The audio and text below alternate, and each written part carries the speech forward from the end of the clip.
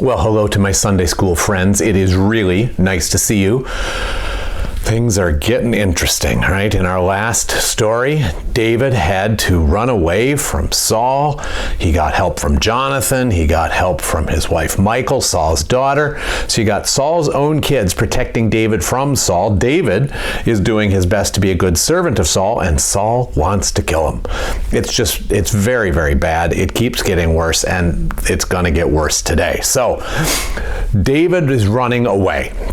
He's running away from Saul, and he goes to where the high priest Ahimelech is. The high priest, the head priest in Israel, takes care of the altar, takes care of the Ark of the Covenant, takes care of all of the business, puts out the sacrifices. David comes to Ahimelech, and Ahimelech is scared to death. Why is one of the great generals of Israel here? What's he doing here? Did I do something wrong? Is there a problem? And he comes out trembling to meet David, and he's very, very confused. And David tells him, well, it's a lie. David says that he's on a secret assignment for Saul and that he needs Ahimelech's help.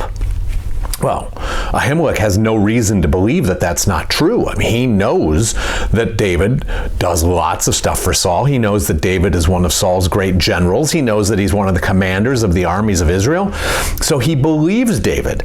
And David says to him, I'm very hungry. I'm supposed to meet some of the other guys for the mission, but I'm very hungry. Do you have any food here? And Ahimelech says, well, no. I mean, I've got these 5 loaves of bread that I just took off the altar, but they're just for the priests to eat. I mean, they're not ordinarily given to anybody else. Every day we put new bread on, and then we take the bread off, and the priests eat the old bread.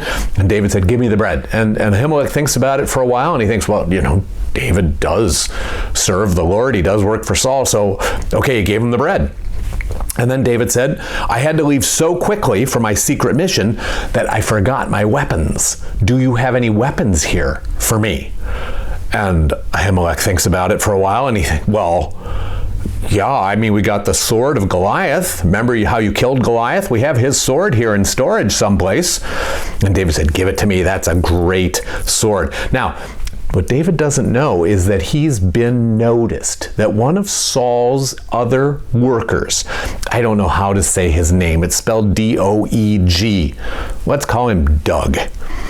Doug sees David talking to Ahimelech, and it seems weird to Doug. And he sees Ahimelech give David the bread, and then he sees Ahimelech give David Goliath's sword, and it just seems odd. Remember about Doug seeing this. Anyway, David's got the food, he's got Goliath's sword, now he needs a place to hide. So he thinks to himself, where is the last place that Saul would look for me? And he thinks, with the Philistines. Remember, David's been fighting and killing Philistines all along. So David thinks, I don't know why, that he can hide among the Philistines, and he goes to one of the Philistine cities called Gath. You've heard that name before. That's where Goliath is from. And when David gets to Gath, people notice him. And the king of Gath says, isn't that David? Isn't that the guy about whom people sing, Saul has killed his thousands, but David has killed his tens of thousands? You should grab that guy for me. We should scoop him up. And David figures out just a little too late that Gath is not a safe place for him. So he thinks, what can I do so they won't arrest me, they won't keep me, they won't imprison me? And he pretends to be a madman. He walks funny, he talks funny, he drools on himself, his beard is full of drool. And the king of Gath says, what do I need another person around here who's broken in this way? I don't need that at all. Let's get rid of this guy. So David escapes, and he finds a cave. It's called the Cave of Adullam. I have no idea what that means. And word spreads that David is there. His family comes and joins him there, his mom and dad. People from all over Israel who are in trouble, who are in need, they join David there. Very quickly, he's got 400 people hiding with him in this big cave, in this series of caves. And this is not a place for him to keep his folks, right? His folks are older. So David goes and he talks to the king of Moab, and he says, listen, I'm trying to work things out with Saul. I don't know how it's all going to land. I don't know what God has for me. Could my folks stay with you until things calm down?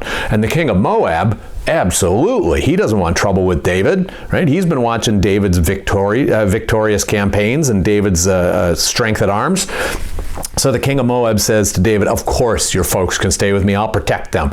So David's folks move to Moab. They stay in Moab. Remember, his great-grandma Ruth came from Moab, right? And so that's where his folks go, and that's where they stay until David is until he becomes king. We'll get to that down the road. So David, his folks are safe. He goes back to his followers in this big cave.